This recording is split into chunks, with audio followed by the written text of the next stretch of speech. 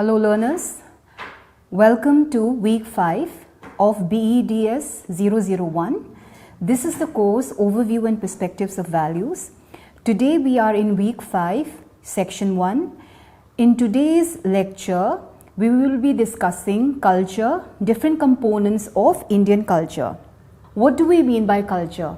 The most widely accepted definition of culture is the definition given by Taylor, in which he defines culture as a wide-ranging set of activities that feature in all human societies. The word culture, therefore, may mean a set of ideas, beliefs, values, knowledge, behavior, education of a particular society.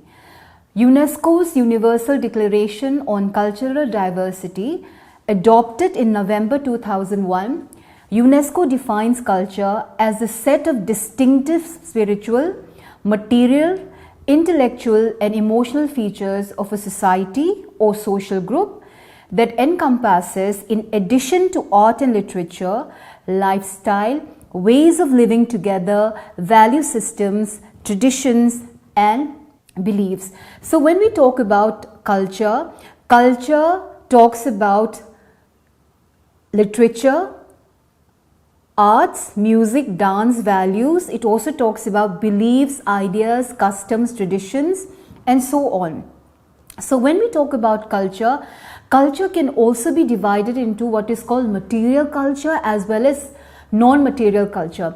When we talk about material culture would be the buildings, it would be the bridges, then the architecture and so on. It is something which usually you can see with your eyes, which is in front of you. For example, in India, the very famous Taj Mahal, then India Gate, then you have the Gateway of India and so on. These would be your material culture. These are some of the monuments, some of the buildings, architecture which you can see with your own eyes. So these are called material culture. On the other hand, you have what is called non-material culture. These are your beliefs, your customs, ideas and so on. So when we talk about non-material culture would be something which you have in you, which usually cannot be seen with your eyes, but then it is in you. You practice it, you absorb it and you pass it on to others. So these are non-material culture. So when you talk about culture, cultural attainments are thus not inborn but acquired over a period of time through socialization and learning. For example, when a child is born, there are certain values, there are certain customs, beliefs, ideas which is passed on from the parents, the grandparents to the child. So these values, these beliefs and ideas are acquired over a period of time through socialization and learning, through the parents, through the grandparents, through the neighbors and so on. Therefore, when we talk about culture, culture constitutes the spiritual, material, emotional, intellectual aspects of a society along with language, literature, arts, music, dance, values, beliefs, ideas, customs, traditions and the like. When I first began this lecture, week 5, I said today we will be discussing culture and the different components of Indian culture. When we talk about Indian culture is influenced by its unique geographical features. India is a peninsula with 5 geographical divisions, and these are the mountains of northern India, which are mainly the Himalayan mountain range, the northern plains in the river valleys of the Indus, Ganga, Brahmaputra, the central Indian plateau, the south Indian plateau and the coastal regions. So when we talk about India, Indians' culture, or when we say the geographical divisions of India, these are the 5 geographical divisions and they have a unique feature. These regions have a unique feature when it comes to the cultural aspects. That is the northern India, which consists of the Himalayan mountain region. Then you have the northern plains, you have the central Indian plateau, the south Indian plateau, and the coastal regions. Indian art, architecture, spirituality, music, dance are all influenced by these geographical features. South of the Vindhyas, the distinct Dravidian culture is developed, which is different from the northern Aryan culture. Indian culture, apart from these 5 distinct geographical divisions, Indian culture has influenced Asia, Southeast Asia, and many parts of the world. When we talk about Indian culture, the civilization, that is Indian civilization, how these unique and distinct cultural aspects of Indian civilization can be traced back to as early as BC 2800, with the highly developed urban Harappan civilization, followed by the rural-based Aryan civilization. The foreign invasions of the Greeks, the Sakas, the Kushanas, the Huns, the civilization of the Guptas, Mauryas in the ancient period, and the Arab invasion of the 8th century AD, the Sultanate, the high flowering of Indian Muslim civilization of the great Mughals. So when we talk about Indian civilization and when we talk about the distinct Indian culture, we can trace back civilization of India, Indian civilization back to as early as BC 2800, when we have what is called the Harappan civilization, the Aryan civilization, and then we had the invasions of the Greeks, the Kushanas, the Huns, and then you have the rule of the Guptas, the Mauryans, the Arab invasion, the Sultanate, and then the Mughals. So these is what made up what is called Indian civilization. There were certain features which were taken from these invasion or from these civilization, and there are some distinct features of these civilization which are existing in India till today. Let me give you an example. You have a lot of monuments which have been built during the Mughal period.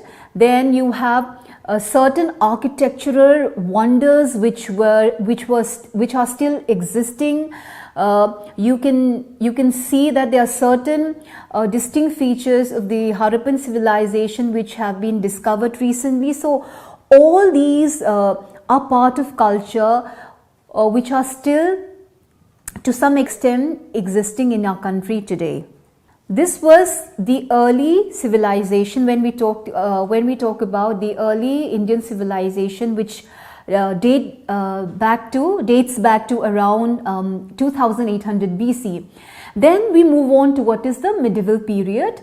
Then we have the Western influence during the British rule in the modern period, which have influenced the Indian culture.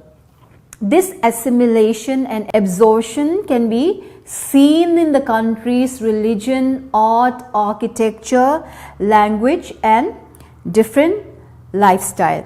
When we talk about what is called the Western influence, that is the British rule, which can be defined as the modern period, which have influenced the Indian culture in a very big way, because the rule of the British came with the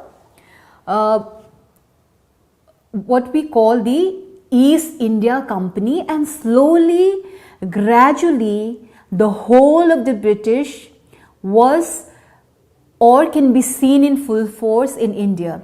So when we talk about Western influence, we are mainly talking about the British rule, which ruled India for a very long time, and this particular full force of Western influence, that is British rule, can be seen in the absorption in the country's religion, art, architecture, language, and different lifestyles. You can see a lot of changes in the country with the influence of the British rule. Because of the British rule, you have English language becoming very popular, you have Western lifestyle, Western ways of dressing, then English language also was given prominence because of the Western rule, and so on. So even now, after we got independence in 1947, after the end of the British rule, we can see that a lot of influence of the British rule still remains in India today. You can see language, that is, you can see that the language that the British have brought with them, the English language, is still very prominent. Then you have Western lifestyles, which is very prominent, and also religion, Christianity, which came to a large extent because of the British rule in India. And also when we talk about the architecture, when we talk about the monuments or the buildings built by the British, we can see a lot of them still existing in India today. So there has been a lot of influence in terms of the British rule in the form of what is called material culture as well as non-material culture. In art and architecture, when we talk about art and architecture, which is also part of culture, in the beginning I have talked about what is material culture and what is non-material culture. When we talk of art and architecture, this will be mainly what is called your material culture. That is the monuments, the buildings, the paintings which you can see with your own eyes. So the best example of the influence of the Greek style on Buddhist theme was the Gandhara school of art. The Indo-Islamic synthesis can be seen in the different regional schools of art, such as the Kangra, Deccan and Mughal styles of painting, and in architecture too. So when we talk about material culture, a lot of influence is through the Greek style, which had mainly Buddhist themes, and this was called the Gandhara school of art. And there were also various different regional school of art, such as the Kangra, the Deccan and Mughal styles of painting, which was influenced from the invasion or the rule of the Greeks and the others. On the other hand, when we talk about non-material culture, language will be part of your non-material culture. Then I also talked about the values, the ideas, the customs, knowledge which is passed on from generation to generation would be your non-material culture. When we talk about language, the Indian language Urdu was also the result of the Persian influence.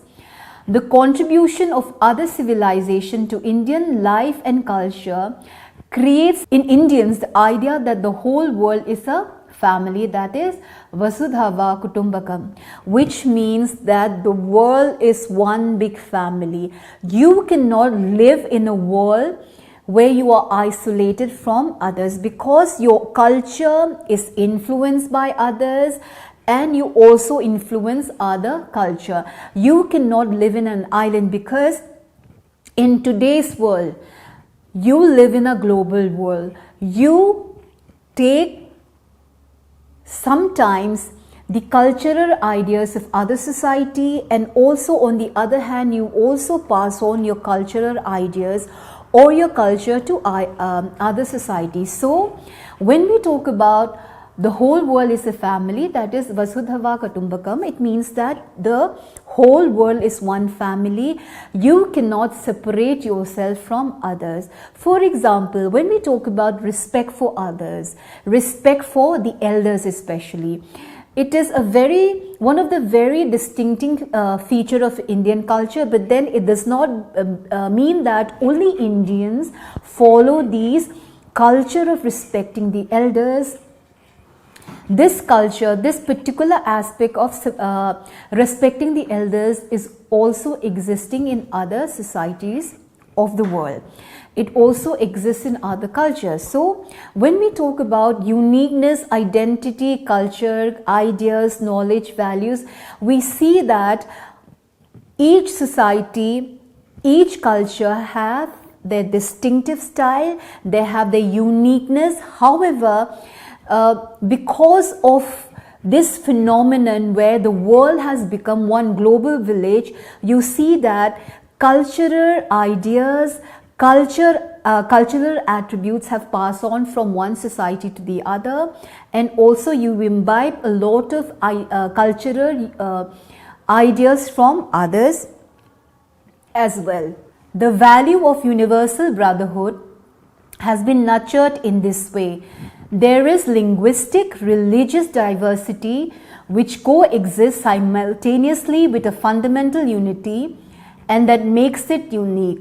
There may be subcultures of different religions, languages, but there is one national culture, that is the Indian culture, which has influenced Asia, South Asia and many other parts of the world. So when we talk about Indian culture, we are one country. Within our country, there are many subcultures. We have people from the northeast, we have people from the northern parts of India, western parts of India, southern parts of India. They have their own uniqueness, they have their own religious, linguistic identity which coexist simultaneously. And we have this very beautiful feature of our Indian culture where we say in unity in diversity. The value of universal brotherhood has been nurtured in this way. We live in a country which is unique because there is so many diversity, but there is unity in this diversity. We have a lot of subcultures of different religions, of different languages, but then we are under one national culture, that is, we are under one united Indian culture. When we talk about different components of Indian culture, let me give you a brief insight into the different components of Indian culture. These are religion, food habits, society, music, dance, art and architecture. These are the different components of Indian culture which defines what Indian culture is. We, like I said, we as Indians have, there are different people who follow different religion. Then we have different food habits. We have different kinds of music, dance, art and architecture. But there is the beauty of Indian culture is that it is unity and diversity, and there is this universal brotherhood which is the Indianness of it all. That is, we are united in spite of the diversity. I will be discussing the different components of Indian culture in the next lecture. In today's lecture, we have talked about culture and the different components of Indian culture. I have thrown light into what is called the uniqueness of culture, where I say that culture is a wide-ranging set of activities, that is, a set of ideas, beliefs, value, knowledge, behavior.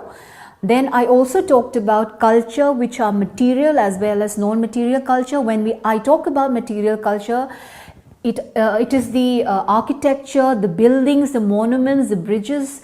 And when I talk about the non-material culture, it is the ideas, the knowledge, the languages, the beliefs, the value system existing in different societies. So this is what is meant by culture. And I have talked how the 5 geographical divisions in India has a uniqueness about them. These unique geographical features have influenced Indian culture, where I talked about the mountains.